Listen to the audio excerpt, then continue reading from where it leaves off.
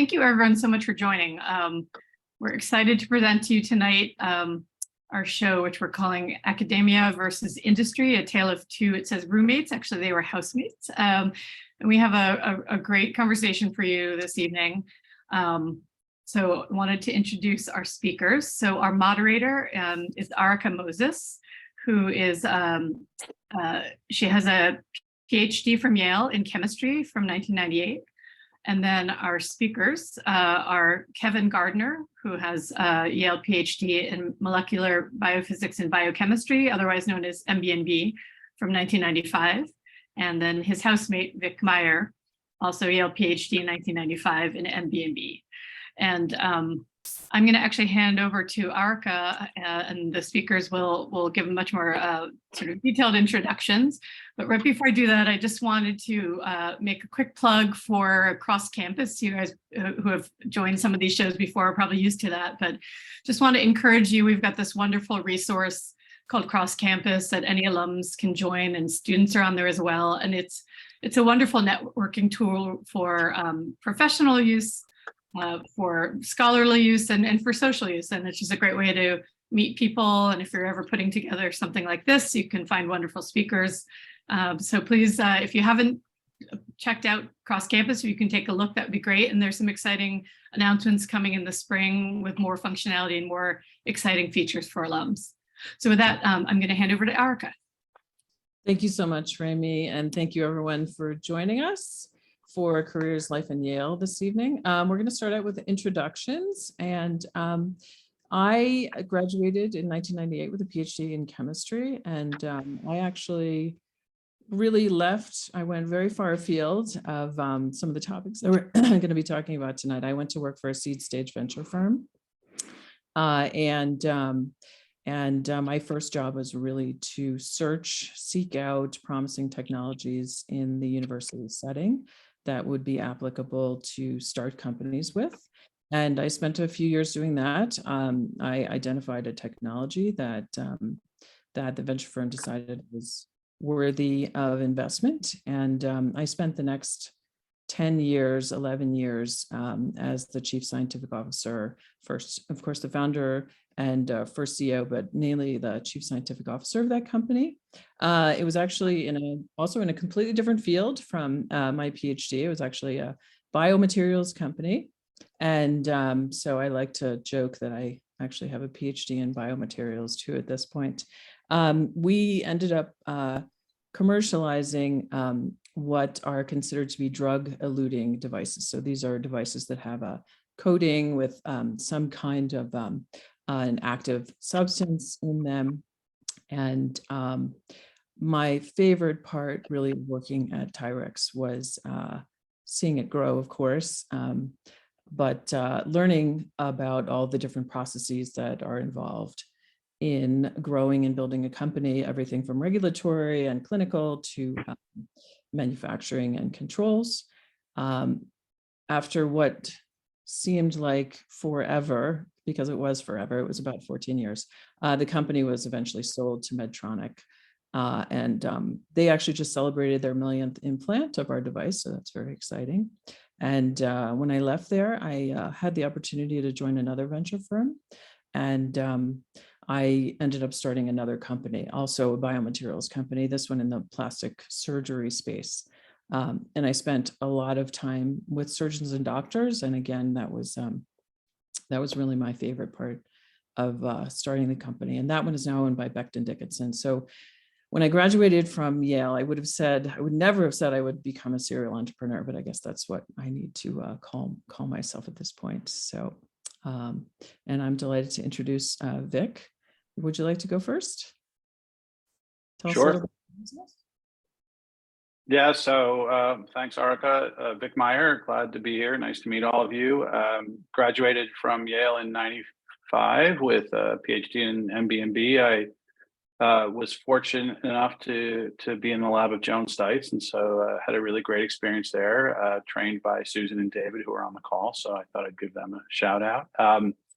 I left Yale and went to the Whitehead Institute. I was a postdoc with Rick Young, postdoc with Rick for about 2.5 years. And it was really sort of a great experience.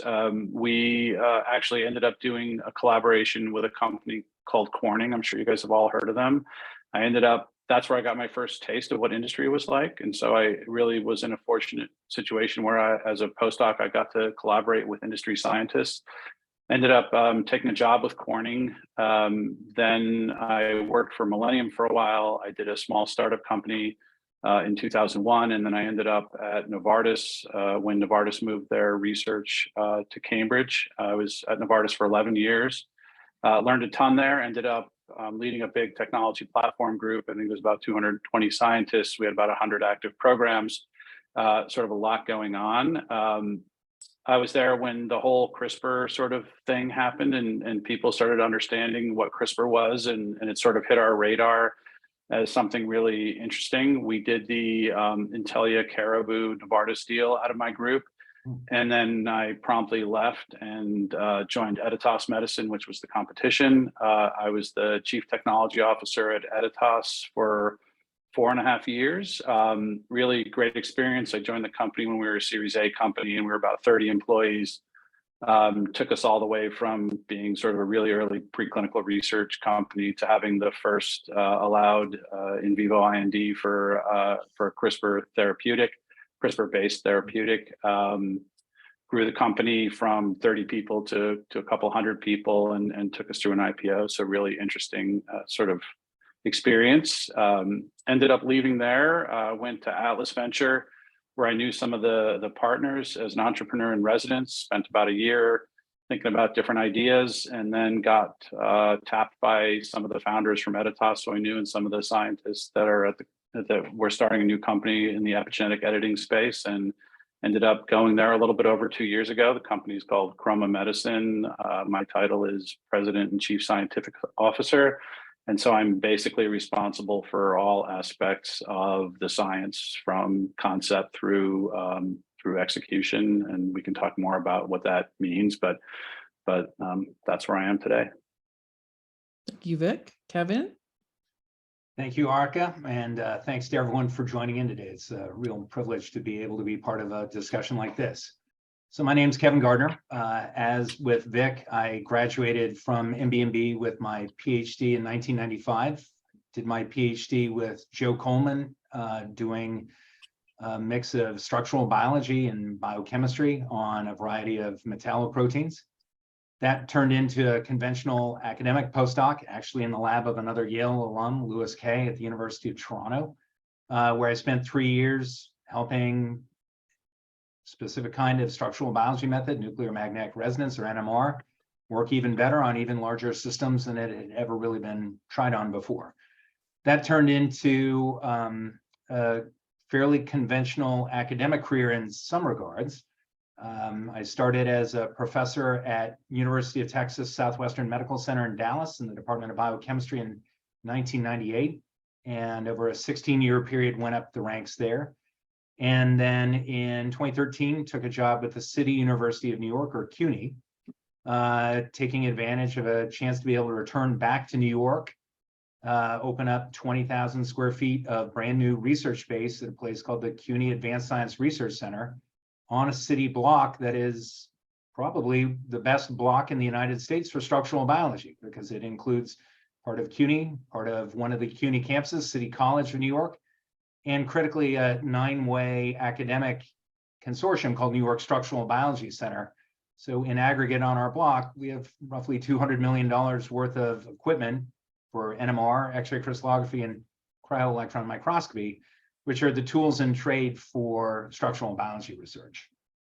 And with that, I not only run a research group of fantastic graduate students, including a few on this call, but also then recruited a number of people, including some Yale alum, to help build out basically a small department that's now 8 faculty exploring all different areas of biochemistry and structural biology.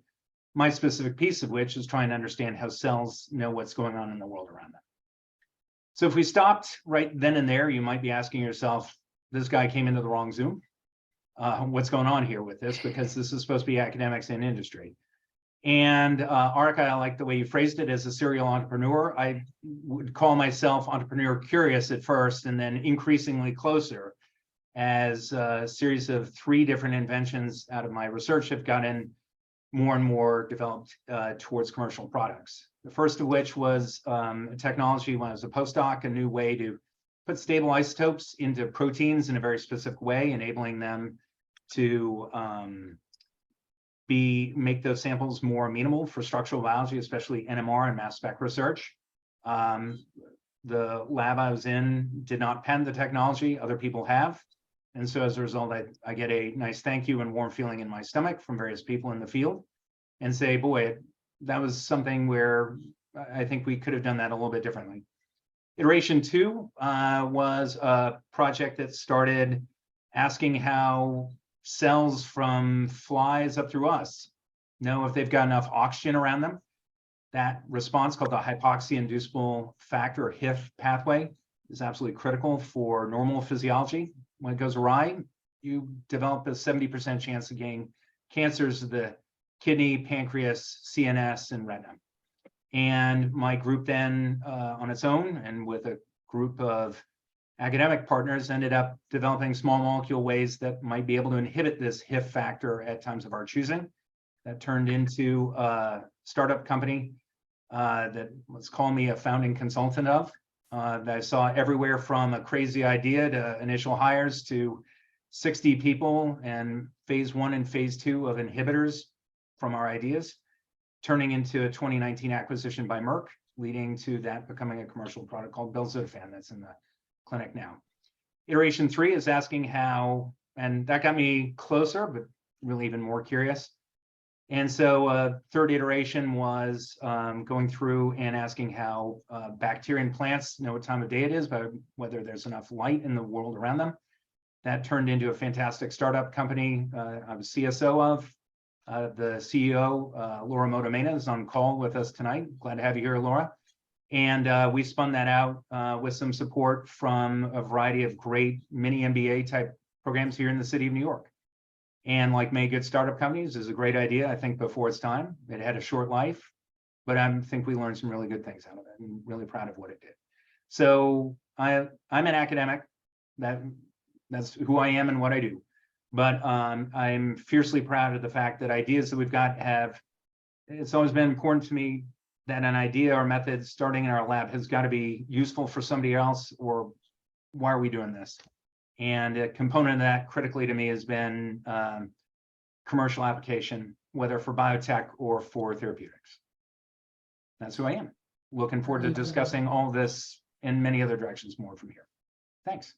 Thank you very much. Before we start digging into some of these concepts that we were going to talk about, we were curious how many of you are current Yale students and how many of your alumni or in the working world already. So maybe we just should, if you would do a quick show of hands, are there any current students on the call today? You can use your virtual hand if you want as well, if you don't want to be on camera. Thanks. Okay, wonderful. I recognize one name on here from someone who was in an undergrad class I taught at CCNY. Very glad to see you here, Ron. Excellent. Great. Thank you so much.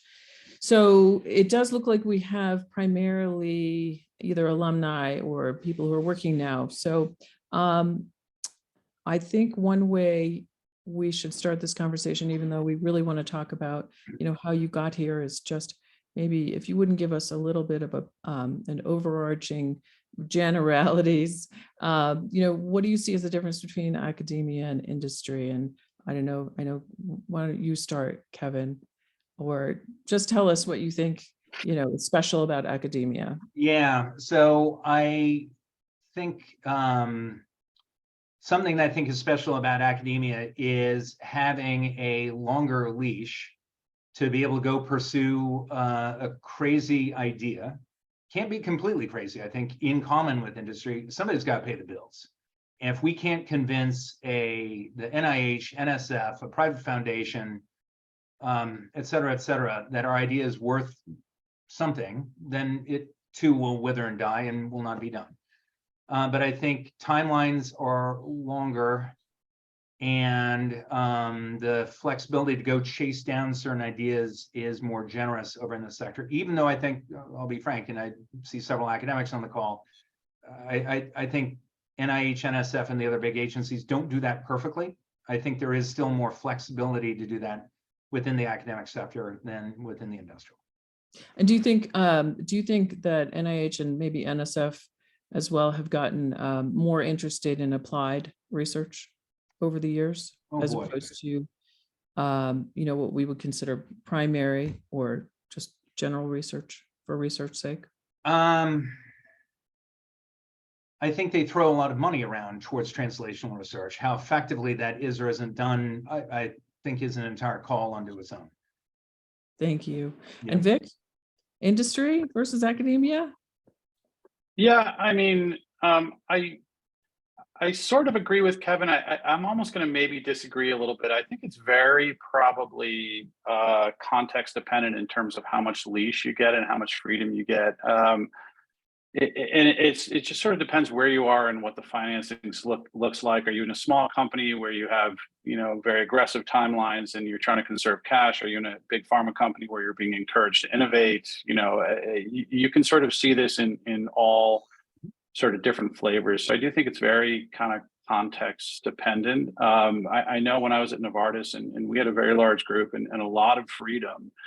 And a large budget, we had a lot of projects that were really sort of out there pie in the sky projects. And so for us, it was a little bit different in that I think there was, as long as you delivered enough value back to the company, you were given a lot of freedom in terms of your ability to explore spaces that were interesting and frankly were risky for the company.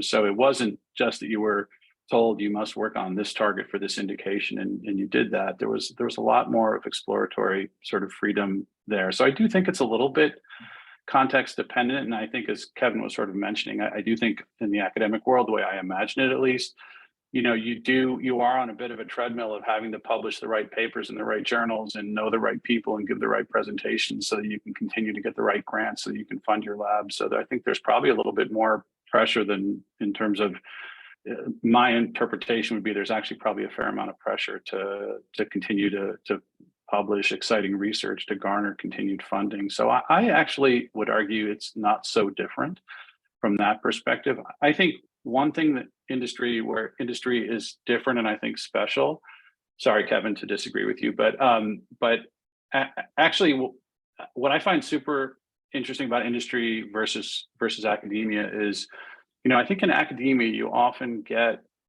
to create, at least this is my imagination, you get to create a very sort of tangible piece of work that you publish in a paper and you put out there, and it is, it's out there and it's real, and you can continue to work on that project, you can move on to something else, et cetera. In industry, you often, the fruits of your labor or your team's labor are often handed off to someone downstream, for lack of a better term, that has to take that product or that concept further along. And so from a data quality and from a reproducibility and from a sort of bulletproof nature of what you do, you actually have to be super rigorous and super bulletproof in industry, because there's no such thing as, well, we tried to reproduce the result and couldn't reproduce it, so there's some sort of technical difference, so we move on. If you hand something off to someone and it's not reproduced, it's a real problem in industry. And so there is a little bit more of I think a handoff and some sort of longer range teamwork that's required to try to do in general what we're trying to do in industry if you're trying to make drugs, that is. Yeah, I was going to say that because I ended up in the medical device field, there are very few medical device markets that are $1 billion, like there are for drugs, and the R was very, very small for the most part. It might be at larger companies that there is some research funding, but I would say that the D was very big and the R was very small, and it was usually iterations on the existing product. And to the extent there was research funding, it was usually farmed out to academics. Yeah. Actually, Arca, if I could pull on one thing that Vic noted. So as some members of my group and people who know me well are aware, I keep a folder in my email for good news and emails that, on the crappy day, you go back and say, I'm glad I've got that one in there. And there is in there an email from a group leader at a large farm I'm going to let remain anonymous, where the email started off with so we read your paper and we found the idea intriguing. We went out and hired a postdoc. We've repeated your paper. We believe you now. Let's talk. And that, I think, is it's an area that has been very well tread. I think Eli, for example, has even done a series of 50 papers in the cancer field to go back and look at reproducibility, which I think is a tremendous amount of effort, although a mere fraction of the effort that has already been spent and wasted by research not being reproducible. It's a huge issue. And it's something that I really view as a hallmark of work and mentors and labs that really sweat the details. It's not always fun, but I think it's absolutely critical for other people to be able to take what you found and use it. Yeah, and look, I'm not trying to disparage. I think things are just different. Like Oh, yeah. cell lines can be different. I don't think there's a lot of purposeful, bad science out there. But it is, when you're the failure to reproduce is a very frequent sort of. It's a very frequent outcome of trying to reproduce literature. I'm sure we all have heard those stories. Yeah. Yep.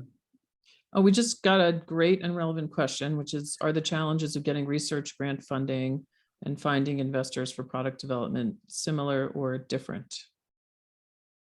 I've never had to get a grant. So Kevin, why don't you talk about getting a grant? I think, Vic, you mentioned something before about the academic cycle of needing to know the right people, publish in the right places, have the right stuff for your work to be highlighted and supported.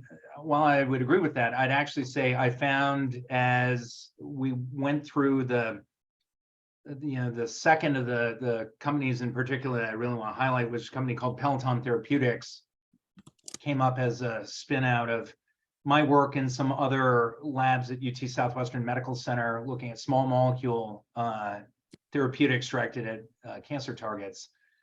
Watching the cycle there of going through the initial investment over in the private sector, and I think an interesting thing I'd love to catch up with people on, as a side note, some public investment as well, as the state of Texas really bet big on cancer as an area to help support.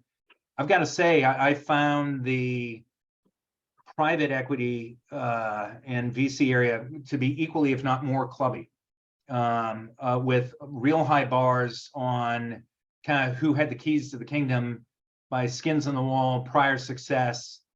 I think bars for what steps needed to be accomplished at what order in what time were higher, but more explicitly stated, I think, and a little more fairly stated over in the VC side than the academic side. So maybe the academic, so I think they both have their pros and cons. I think they both do a good job separating kind of some of the top from some on the bottom. But in some regards, I found the bar to be higher, but more explicitly stated over on the industrial side than on the academic grant funding side. And you knew who the people were, unlike at NIH. I know, if something goes into a studies section, I know who the 15 people were who in the room that discussed the grant. I can probably guess who the 3 were who were the quarterbacks of the discussion.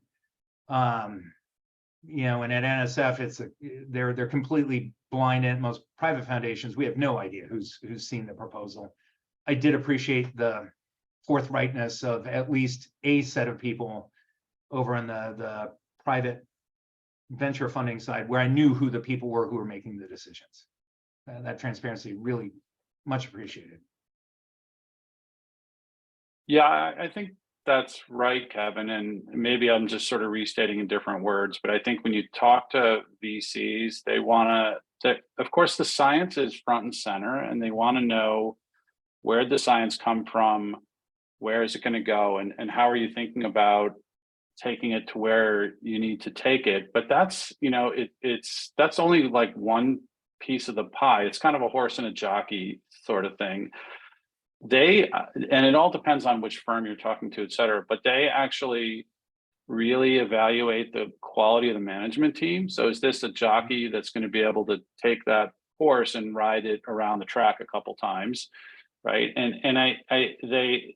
so there's a sort of super important component of that. They want to know who else is investing. To Kevin's point of club, if you follow the industry, you will see a lot of the funds tend to be investing in the same deals. They're doing the same deals, and that's because they work well together. They know each other. They trust each other's diligence. They trust each other's judgment on things. And so you end up seeing a lot of the VC firms run in packs. And so there is I think, and I don't mean that necessarily in a negative way, but it is an important part of it.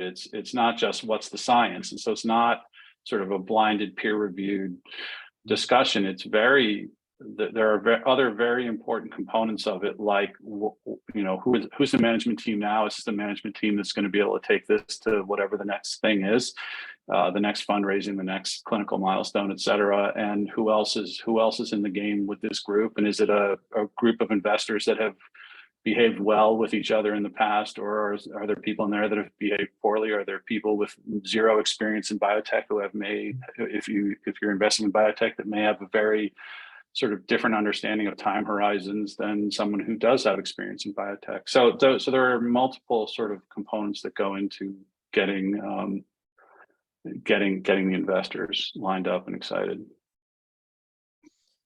What about, and this is sort of a very deep concept in both, but what about the influence of needing to patent your ideas and inventions? How do you think that impacts professors in academia versus industry? And, you know, it may be highly dependent on where you are, what university, and whether it's important to them as well. But Kevin, do you have conversations within the university about patenting your ideas? Yes.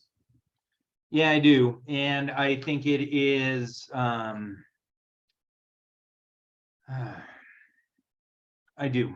And the reason that I'm stopping and it affects your direction of your research as well sometimes, right? It can, and it tends to extend timelines and delay important things in people's careers, including some aspects of public disclosures. In publishing. In publishing, absolutely right. And as many on the call are likely aware, thanks to the Bayh-Dole Act in the 80s, we are now, as federally funded academic researchers, there is an obligation for us to go through and make certain that our work is properly patented and protected. That's the intent, at least. Execution is highly variable depending on organization. And I mean, I think that the three things I would inject here is I think there are a lot of well-meaning people involved in this process, but not necessarily a lot of experience. And I'd say it's a pretty rare place, probably the Stanfords and MITs, but then things drop off fairly quickly as to how well supported, how experienced the offices are to go through and engage in these things. And I think there's a lot of times appetite from upper management or from faculty in some regards that aren't well matched with resources in this area.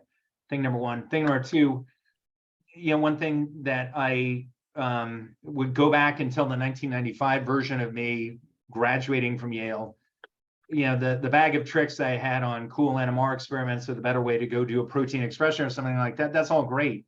But there are many aspects of what I would need to do in my job that I'm not formally trained in and won't be formally trained in. And there's a whole area here that I feel like I've had to be extremely independent and extremely engaged in trying to educate myself on even, you know, terms that for someone like Vic now are very commonplace. The classes and ways to educate oneself in going into interactions with venture firms or with patent attorneys and whatnot, there's no, you aren't taught how to do that properly. And number three, you got to also realize your interests as the inventor / faculty member in the university's interests will not always be well aligned. Yes, absolutely. And I think actually while we were at Yale, actually a faculty member in our department who had a pretty famous piece of software used for structure determination, ended up going through multiple rounds of issues with not Yale, but a former university they worked with, involving legal issues there. And that just kind of what was a whole nightmare unto itself. So it's been a good cautionary tale that, you really need to look out for yourself and go from there. Yeah. Vic, any thoughts on industry? Yeah, I mean, we were acutely aware of having to file patents, and we specifically often, depending on where you are and what you're doing, we will do specific experiments to support patents. We understand the timeline between when a patent is filed and when it's disclosed and becomes public information, and we understand the 12 months and the 18 months between, when can you add data to patents and when can you not. And it is every company has a little bit of a different philosophy, but most places I've been, the key things to patent are not ideas or assays or software packages, et cetera. It's composition of matter on the therapeutic that you're working on, and you do very careful analysis to understand when you should actually file that patent, because as soon as you file that patent, the clock starts ticking in terms of when that patent will expire. And so you're thinking with a 22-year or 20-year mindset. And there's a fair amount of energy that's put into that in general, I think, in industry, because that's a really important piece of currency that you have in order to ultimately protect whatever invention you bring to the clinic if you're working on therapeutics. Yeah, without the patents, there's nothing, right? It's just public domain. Yeah. Well, there's I guess there are trade secrets. So we actually do make, yes, we will often make a conscious decision to not patent something, but to keep it as essentially not patent it, not publish it, and to keep it as a trade secret. And that is a common practice. It generally happens, at least in my experience, more on the manufacturing side or on the sort of later stage components where there are, specific protocols or specific analytics that you need to apply in order to make sure you can make the right thing or you've done the right thing. You could patent those things, but it's very difficult to determine if someone's infringing on those patents. So often decisions made to not patent them and just keep them as a trade secret. Absolutely right. That's a very good point. So shall we talk about something a little bit more fun, and that is how did each of you get here today? And I don't know, Vic, did you start out wanting to grow company? No, actually, yes. So no, I took a little bit of a I don't know if it's a circuitous path, but I when I went to Yale, it was very I think the dark industry was definitely considered the dark side, if not sort of covert, if not overtly. It was sort of the undercurrent, and it was a very, I think the assumption was you were only successful if you went to academia, and so that's sort of what my mindset was. I also did. My dad was a professor, a physical chemist, and so he was at a sort of middle tier university, so I did get to see him struggle, frankly, to get good grad students, good postdocs, and funding. And so as I was sort of going through the process in my head, I was sort of thinking, well, if I get all the cell science and nature papers and I can go get the job at Yale or wherever, maybe I'll give academia a run for it. And so that was sort of my mindset. I did a reasonable PhD, and I was doing reasonable work in Rick Young's lab when I was a postdoc. I think I sort of made the decision to go to industry when I was a postdoc because I had the experience to actually interface with people in industry, and that was a light bulb for me. I'm like, wow, there's actually good scientists there that are doing like cool creative stuff that, you know, I was sort of I was always told you would be strapped to the bench and have to do the same assay every day, all day. And that actually turns out not to be true, not at all, in fact. And so I got to see that. And at the same time, and this is all sort of in hindsight, Rick asked me to write a review. And so I wrote a review on transcriptional initiation in yeast, which is what I was working on.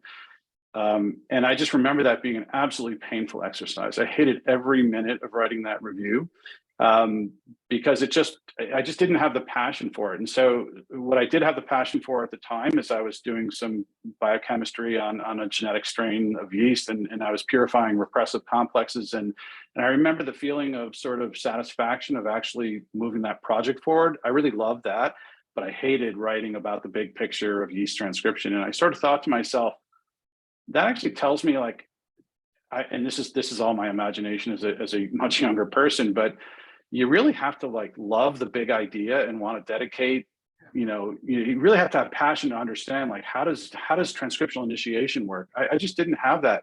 What I had the passion for was solving the smaller incremental problems and sort of making progress on the problem. And so to me, looking back on it, that was sort of when the light bulb went off, and it was almost like it almost didn't matter what I worked on as long as it was an important problem and we could generate data, which I still love seeing data. We could generate data that ultimately would make a difference. And so I ended up going to industry, and the job at Corning was great, and it was a great place to start for me. And is there anything that you wish that you had more training from Yale before you left related? Yeah, sorry, go ahead and finish. Yeah, go ahead. Yeah, I mean, I think, and I think this is probably true for academics as well as for industry, but I don't think graduate school taught me anything about doing my job except science, right?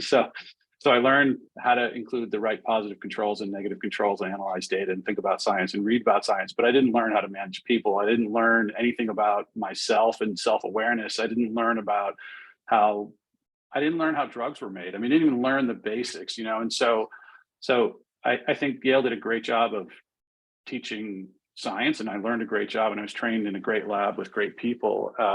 But outside of that, all the other stuff, you kind of had to figure out along the way. Right. And what about you, Kevin? So one thing that Vic and I have in common is being the sons of physical chemists. So I grew up as not the same physical chemist, by the way. No, not the same. You're just housemates. You're not just housemates, not brothers from yeah. Anyway, so and I grew up in Cupertino, California, right in the heart of Silicon Valley, and watched, you know, my daddy's became a laser engineer, spent his entire career in industry, and man, he loved it.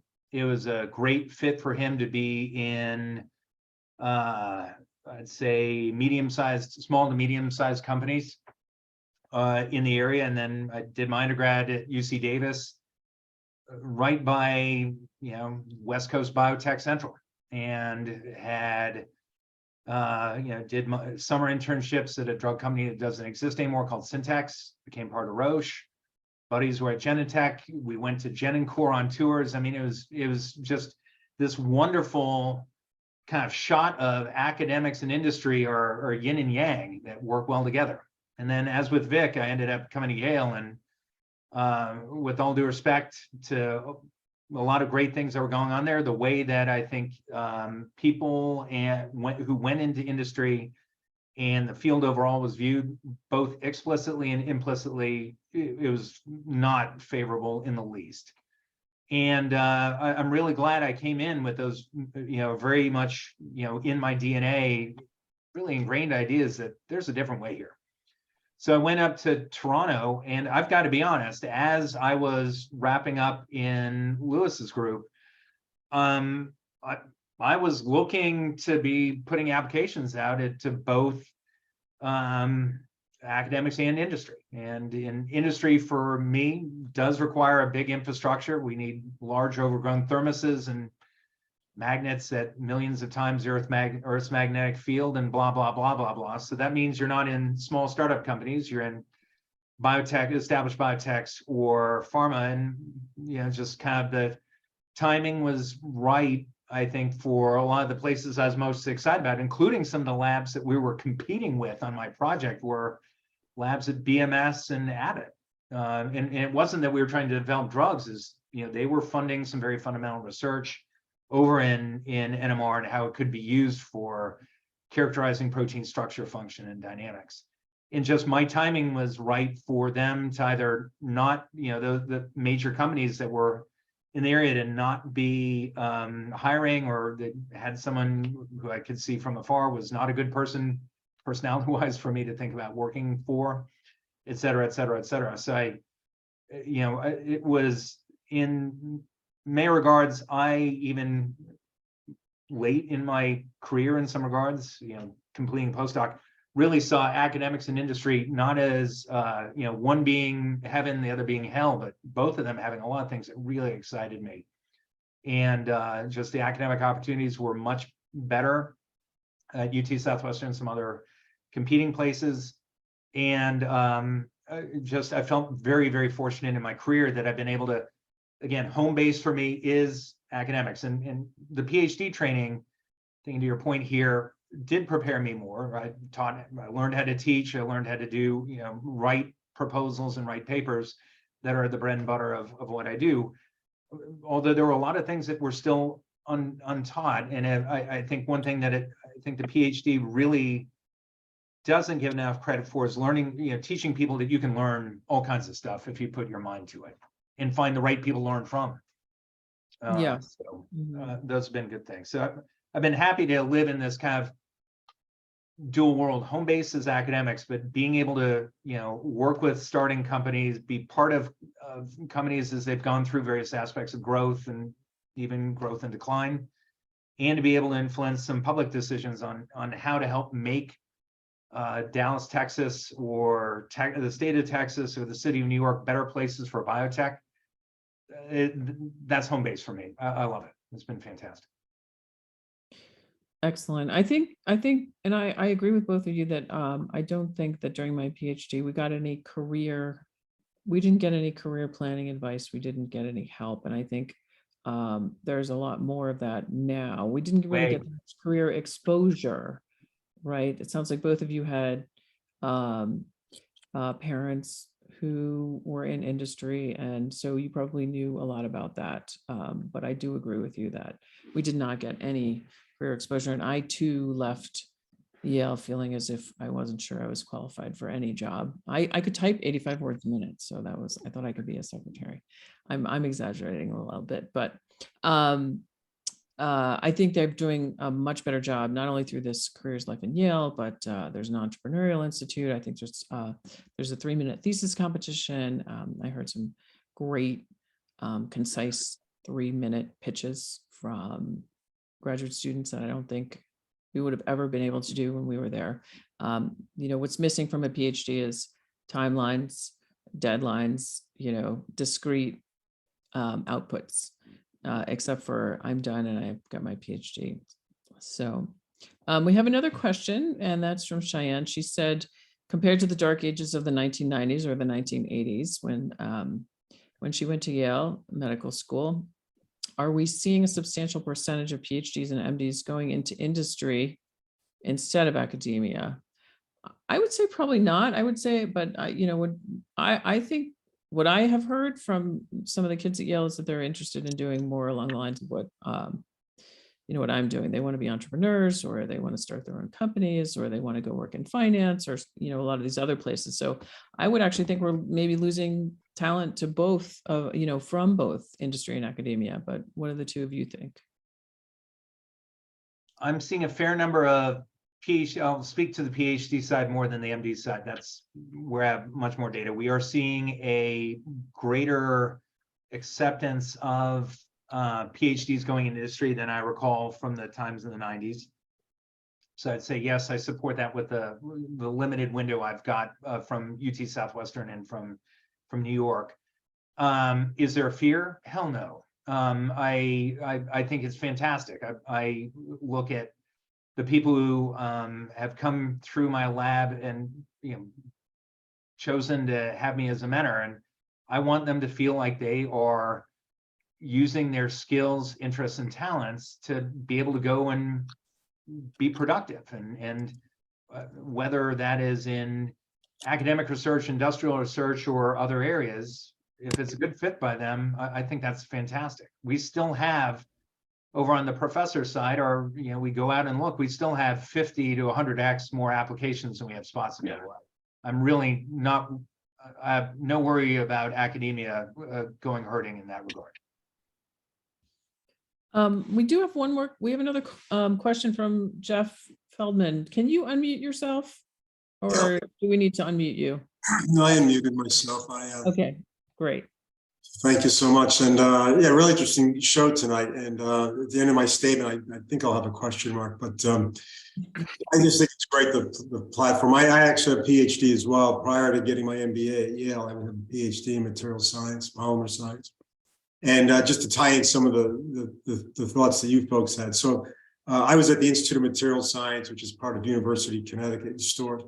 And all the credentials on the technical side, you go out working. I'm sure that I alone got my HR manager 3 promotions in the first 2 years I was there. So I mean, I guess it's universal, like zero prep to actually work at a place. So I just want to share that. And then, part of what you folks have done, and also I'm on the board of governors with the YAA. Actually, chaired this committee for a few years and still part of it.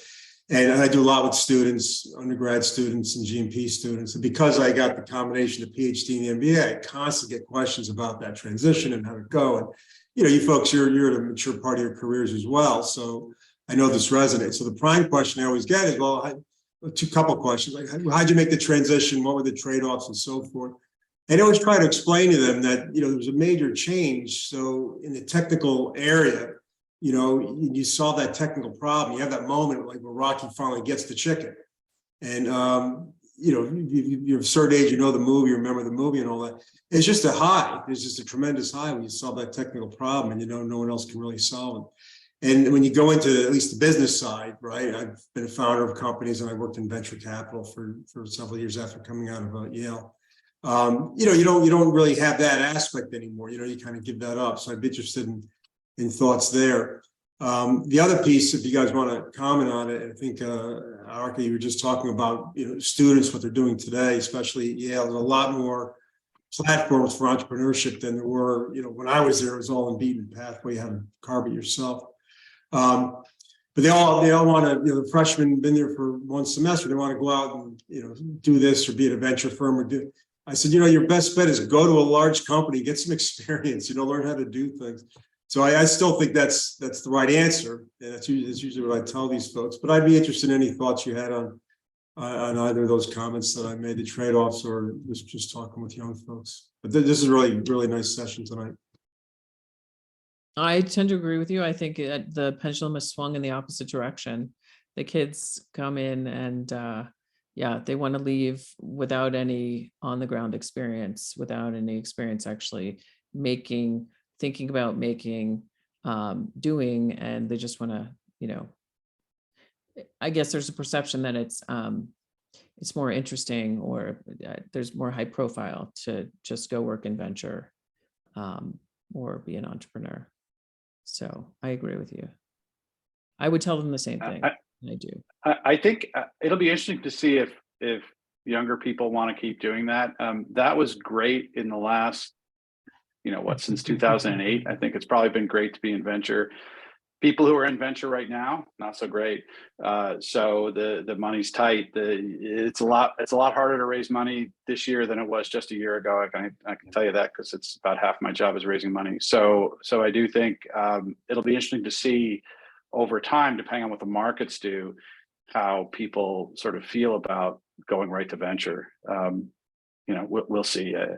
It'll just time will tell. Yeah. Absolutely. I mean, I mean, Jeff, maybe to talk a little bit about transitions. I don't know. I mean, I one of the things that you said struck a chord with me. The thing that I loved the most about science when I was in grad school and when I was a postdoc is that feeling of discovery. Like with your hands, you figured something out, you solved a problem.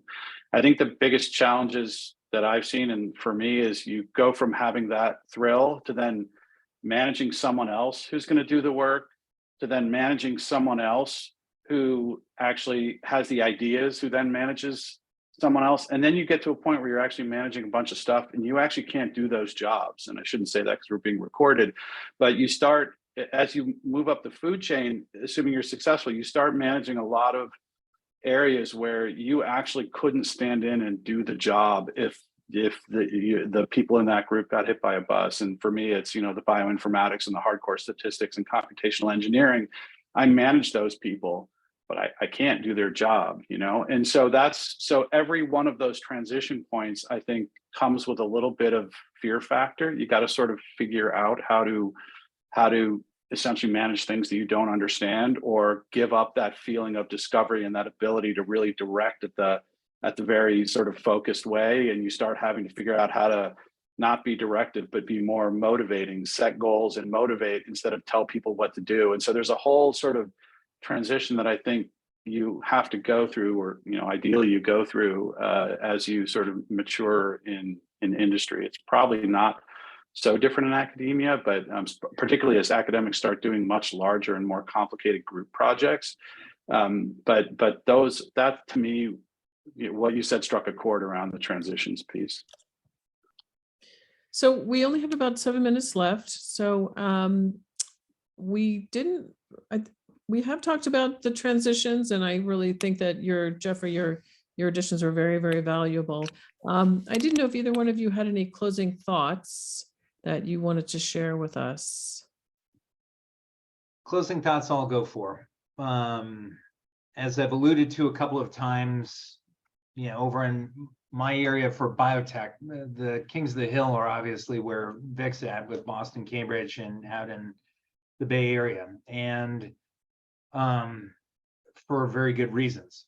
But it's been interesting watching Dallas. It's been interesting watching New York, where the city of New York has put $1 billion on the table for a 10-year period to try and address what the shortcomings are in the local environment and how to make them better. And as part of that, one of the people I work in this effort with is someone who's been very heavily involved in working with Yale and the Blavatnik funds, for example, helping promote entrepreneurship locally.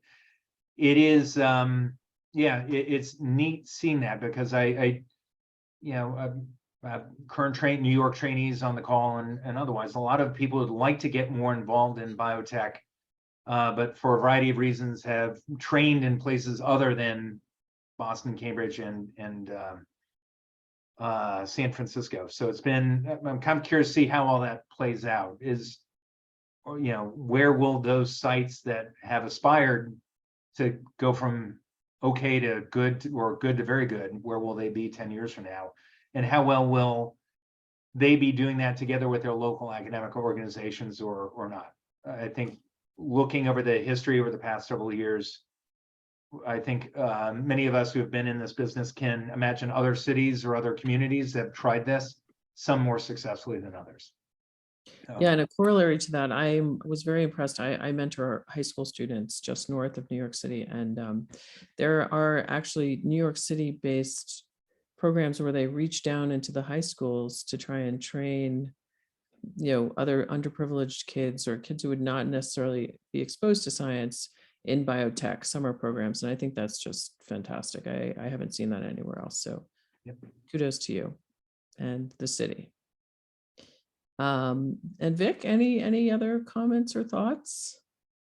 Yeah, I guess, maybe the sort of more or less standard career advice that I give to people, and it's actually in a way similar to Jeffrey's, certainly people who want to be scientists. I do think working at a big company and working at a small company are both really valuable experiences. You learn different things in both, but they're both super valuable.